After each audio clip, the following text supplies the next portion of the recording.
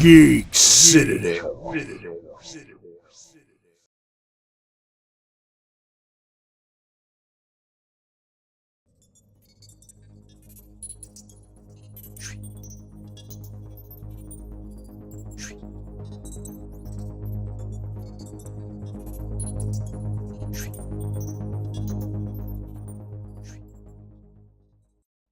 Burden is a man with a loyalty to the mission he was given. He and his friend Jack were tasked with infiltrating the rebel group known as Xenolifer. As undercover operatives, they will take orders from a man named Liam. The two must fool Liam into trusting them and stop him from obtaining the Medusia virus. Of course, before the two can get what they are looking for, they are captured by an outside entity, and the only man capable of saving them is Liam. The story is one of the main aspects I like about the title. The cyberpunk backdrop, combined with the will of a man trying to complete his mission at all costs, is engrossing. Disaster at every turn is what sets the building blocks for the story. Burden is aptly named, because everything that happens will rest on his shoulders. His command choices could save people or get them killed in the process. Too bad that the storyline can't be seen without enduring the game mechanics. Once the game begins, we're presented with a hostage situation right off the bat.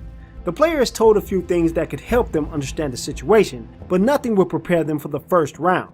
Hostages are going to die and escape at will within the first minute, and the police will take down Burden and his companions with relative ease. It's in these first moments where you learn the truth about what Gods Will Be Watching Us is all about: trial and error. Managing the hostage situation is relatively easy. In fact, it's almost too easy in comparison to what awaits. Soon Burden and Jack will suffer torture from some flippin' thugs in a sealed off room. Immediately, the player is supposed to keep these guys breathing and figure out what exactly to look for to keep them that way. It starts off simple enough with a few punches, but later they will have their teeth pulled out and one of them will even be restrained on a rack. After a certain amount of punishment in a day, Liam will descend from the ceiling and ask the men to survive for 20 days and provide them with health, painkillers, and information. The item selected will not be provided until the next day of torture is over, so unless you have information of what will be the next pain-inflicting instrument, you're going to lose one or both of the men. You have to be prepared to lose constantly on something you wouldn't be able to solve on the first couple of tries, or even the first dozen. This is even more difficult to do if you actually want to try to keep Jack alive through the entire torture. You'd think that would be the worst part of the title, but it actually gets even worse in the very next chapter. The most tedious puzzle requires the player to combine letters in a specific order to find an antidote. At the same time, the remaining people must dig a way out of the cave. This sounds easy enough until you realize that the virus can get into the air and turn the workers into statues. So the robot and the engineer must keep the capacitors charged just in case something goes wrong.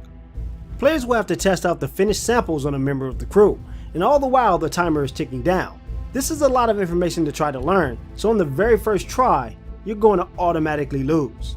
Right after that, you'll spend 20 to 30 minutes trying to figure it out again, and again, and again. After the 5th time of repeating the boring chore, you will discover the random combination and cheer with glee, only to have your face fall in despair after being disillusioned by the fake success. The pain inflicted is immediate when you learn that there is a second, longer code to figure out. I've played a ton of trial and error titles that didn't have such a grievous repetition factor.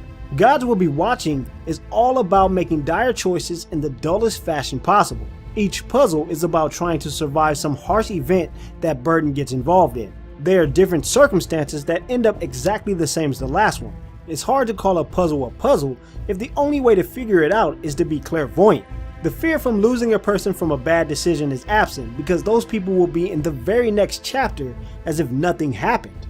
The inability to save at any point means you'll have to see repeating conversations, which makes the story a lot less interesting after a while. The boring gameplay is disappointing because the pixelated visuals are nostalgic bliss.